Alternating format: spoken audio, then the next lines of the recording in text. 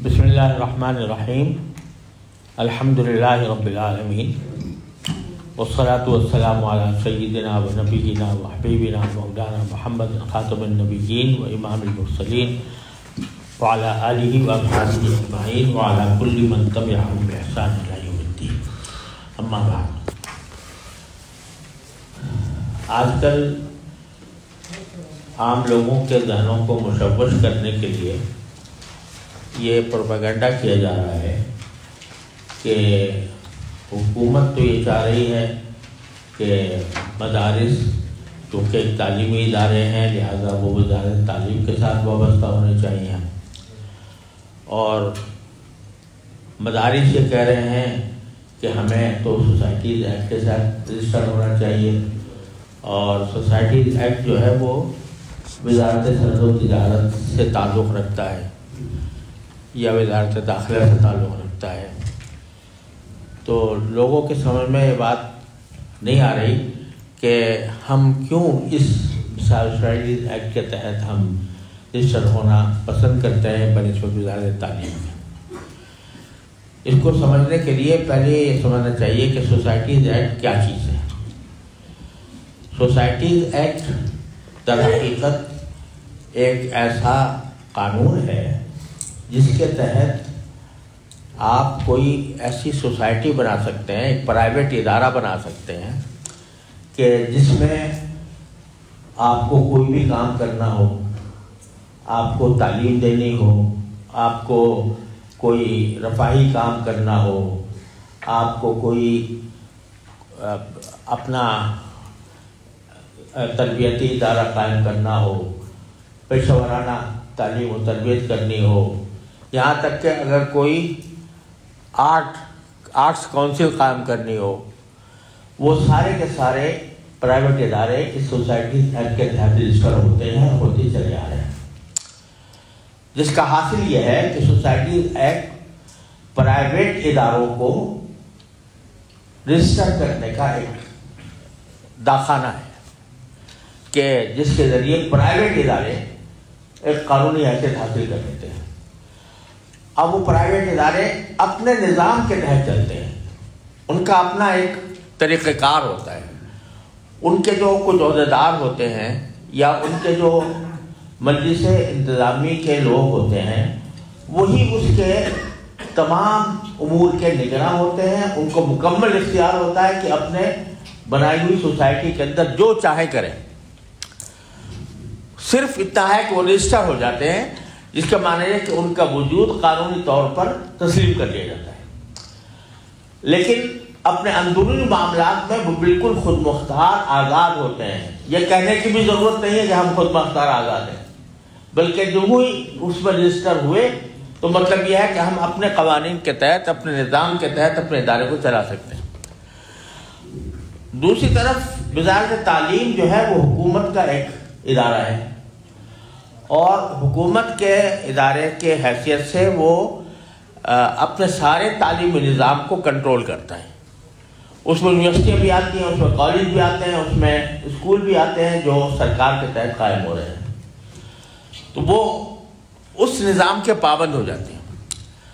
تو سادہ لفظوں میں اگر کہا جائے تو تقریباً یہ فرق ہے کہ اگر سوسائٹیز ایکٹ کے تحت کوئی ادارہ رجسٹر ہے وہ پرائیویٹ ہے اور اس کو اپنے نظام کو چلانے کا مکمل اختیار حاصل ہے.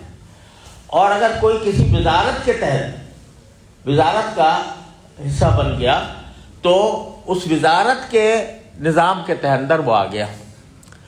ہمارے مدارس کی بنیاد حضرت نانوتوی رحمۃ اللہ علیہ کے وقت سے اس بات پر ہے کہ یہ پرائیویٹ ادارہ ہے اور اس کا حکومت سے کوئی تعلق نہیں ہے. نہ ہمیں حکومت سے کوئی امداد چاہیے، نہ ہمیں حکومت سے کوئی پیسے چاہیے، نہ حکومت کی ہمیں مداخلت چاہیے.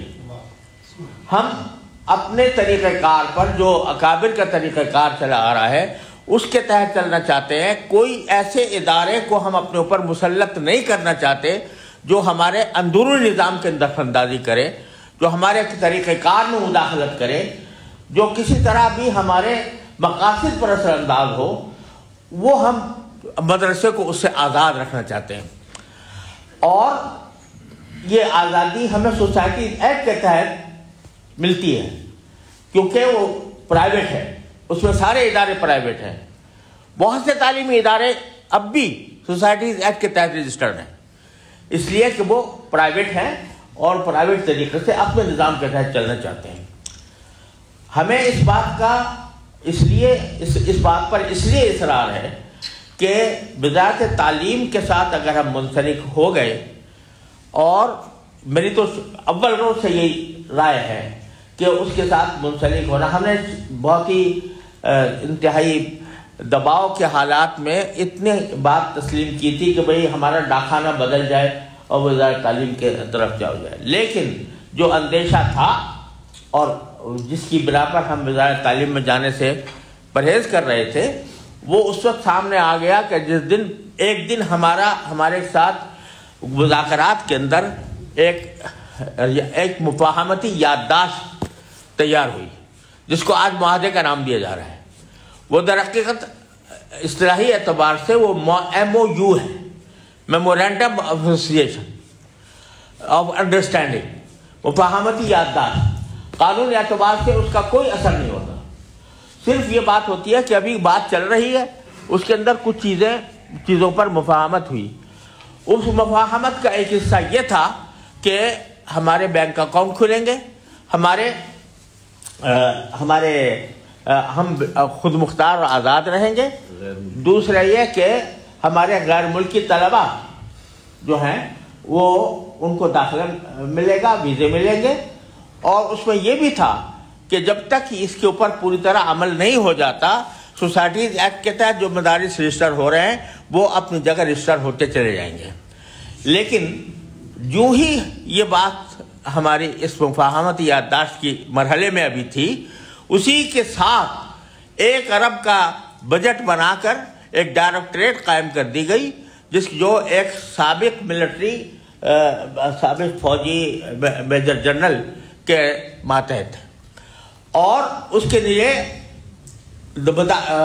وہ قائم کرنے شروع کر دیے گئے دفاتر مختلف جگہوں پر, اور اس کے مطابق رجسٹریشن کا آغاز بھی کر دیا گیا. تو یہ مرحلہ تھا جس میں ہمیں اپنے اس نقطہ نظر کی بالکل وضاحت سامنے آ گئی, جو کہتے تھے کہ ہم تعلیم کے اندر جائیں گے تو ہم پھر کسی نظام کے اندر پھنس کر اس کے تمام ارشادات کے تابع ہوں گے. چنانچہ اگرچہ اس میں یہ الفاظ بھی موجود ہیں کہ مدارس کے جو ہے اپنے نظام میں آزاد اور خود مختار رہیں گے, یہ لکھا ہوا ہے اس کے اندر بھی, لیکن آخر میں یہ لکھا ہوا ہے کہ وقتاً فوقتاً وزارت تعلیم کی طرف سے جو ہدایات آئیں گی مدارس کے پابند ہوں گے. تو ایک طرف یہ کہا ہے اور دوسری طرف یہ بھی کہا ہے. لہٰذا اس کا نتیجہ یہ ہوگا کہ ہمارے مدارس کے اوپر حکومت, ہم یہ بالکل واضح الفاظ میں یہ بات کہہ دینا چاہتے ہیں کہ کسی حکومت کے ماتحت ہو کر ہم اپنے نظام کو جاری نہیں رکھ سکتے. نہ رکھنا ہمارے لیے زہر قاتل ہے.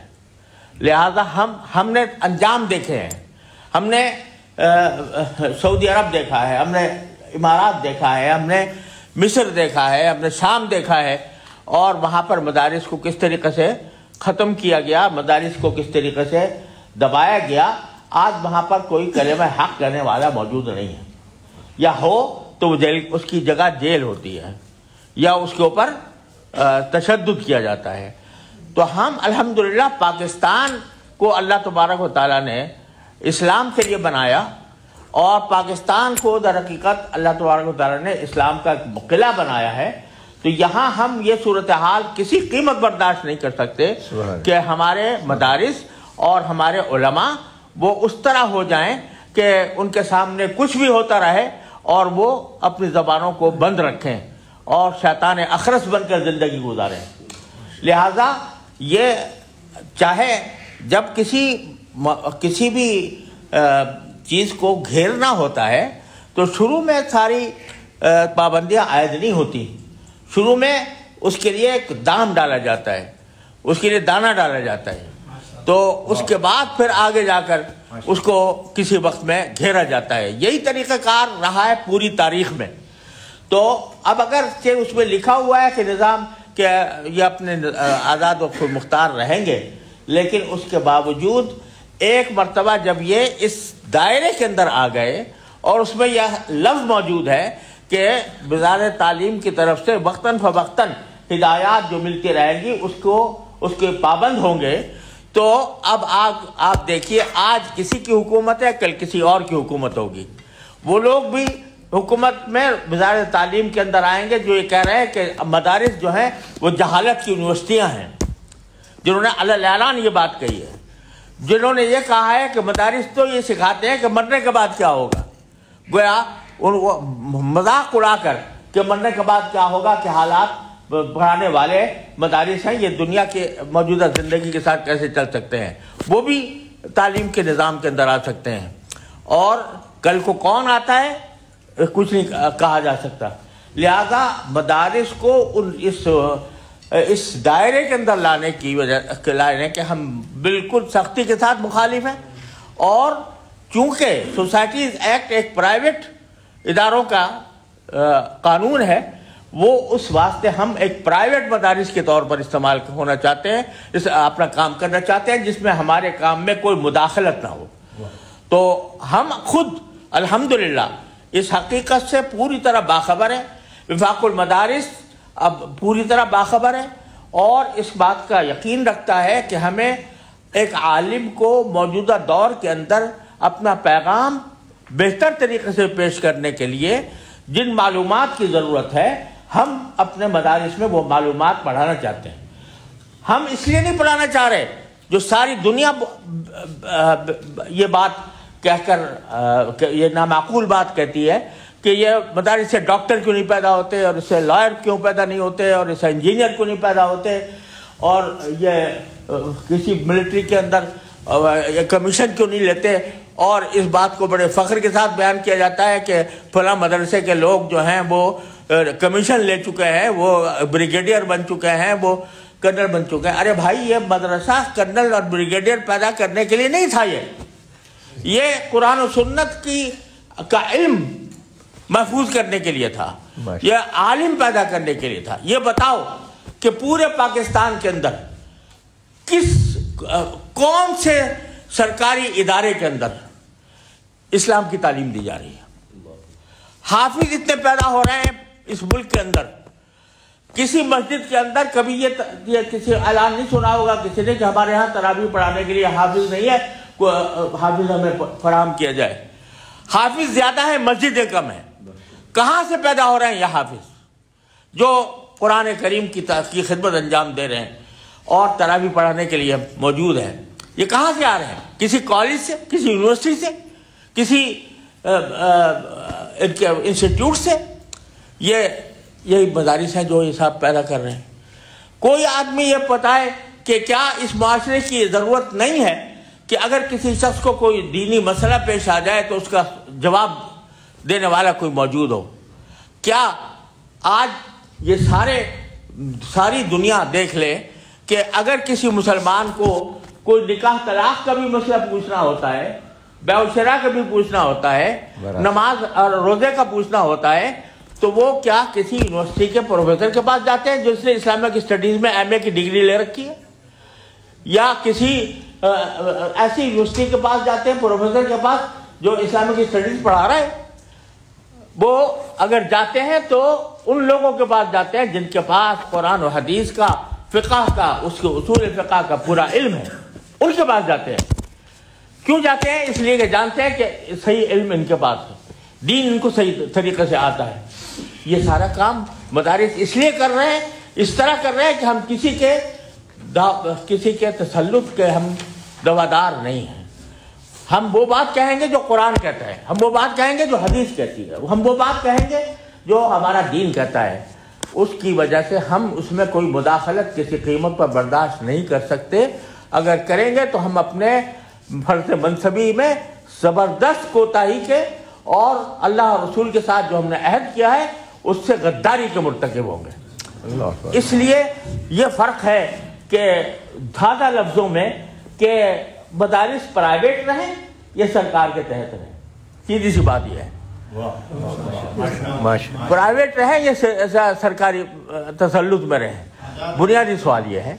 تو چونکہ سوسائٹیز ایکٹ میں ہم پرائیویٹ طریقے پر کر رہے ہیں, اس کا صنعت و تجارت سے کوئی تعلق نہیں ہے, اس کا تعلق ایک سوسائٹی سے ہے. اس میں کچھ بھی ہو سکتا ہے, وہ سوسائٹی کچھ بھی کر سکتی ہے. جیسا ٹرسٹ ہوتا ہے تو ٹرسٹ جو چاہے کر سکتا ہے, اسی طرح سوسائٹی ایکٹ کے تحت رجسٹر ہو کر ایک سوسائٹی بنتی ہے, اور سوسائٹی وہ اپنے نظام کے مطابق جو چاہے کر سکتی ہے. اور وزارت تعلیم میں جائیں گے تو ہم سرکار کے ماتحت ہوں گے.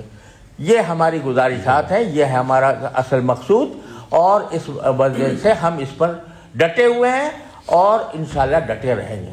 وآخر دعوانا الحمدللہ.